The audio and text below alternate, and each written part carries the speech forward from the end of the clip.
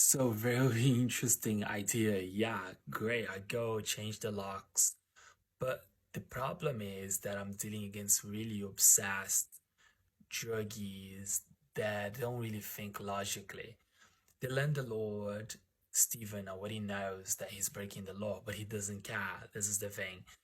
There is something within his logical thinking that that doesn't make sense. He will break all the laws and do literally anything that he wants to, even if it's against police orders or if his own lawyer's orders, he will do anyhow. So if I call the locksmith and they change the keys, then he will call them again and then he will change it again. And I mean, we will be locked out essentially. So I'm just trying to avoid conflict and communication at all costs. And I'm a very peaceful person. I only act in self defense. I'm not a violent person. I don't attack people. I try to get out of the situation most of the times when I am challenged, right?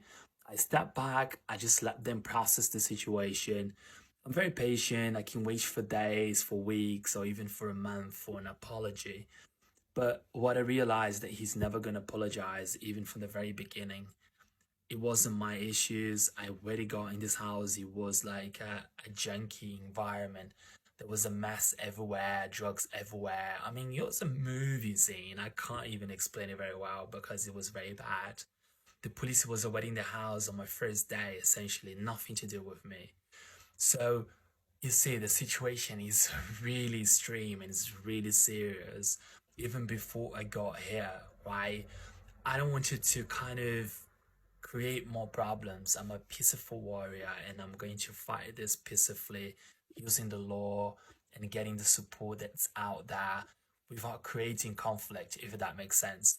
But this is how I am. I try to step back, lock myself in the room, see the possibilities, see what they're gonna do, and then just try to kind of self defend and then find illegal means to self defend against their violence. This is my philosophy. I'm not someone that will try to, manipulate them or try to be friends with them to get something out of the situation. I'm really straight to the point. I just want to have an easy life, you know, do the things that I have to do, which right now is look for work, look after my mental health, my health, and have a nice community set up that I can get out, get to know the community. I can practice sports with the community, and I can find friends, and I can reset my life and have a decent living condition and a decent life in a safe space where this room where I can come in, sleep, and then just look for work, or even if I find work, I can work, or if I have to go to work and then I have to kind of leave the house and feel safe that everything's going to be all right. But it has not been the situation. The opposite is true. And so it is a very tricky situation. So the landlord has some sort of compulsive behavior, always inviting strangers to the house. And so it's a mess. It's chaotic.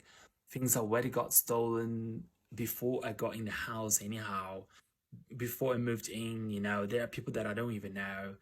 There were so many people that got in the house, especially in the first month when I was living in that I've never met them. I don't know them, but somehow they left his room knowing everything about my life, pretending that they knew me. Maybe they were talking about me.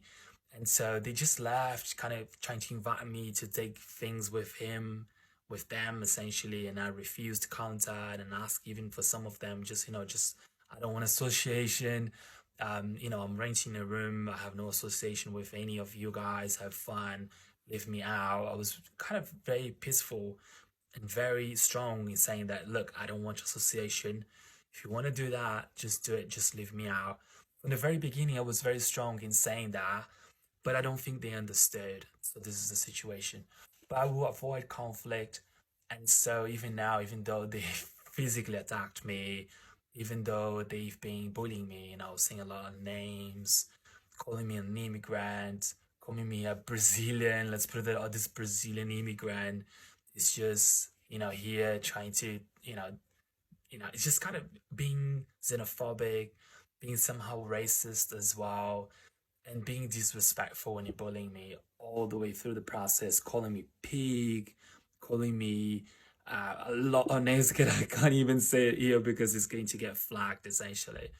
But yeah, the bullying, the harassment, the lack of respect, their drug addictions, and not sleeping during the night and staying up for days has led me just to be in my own space and being peaceful and try not to aggravate the situation even more.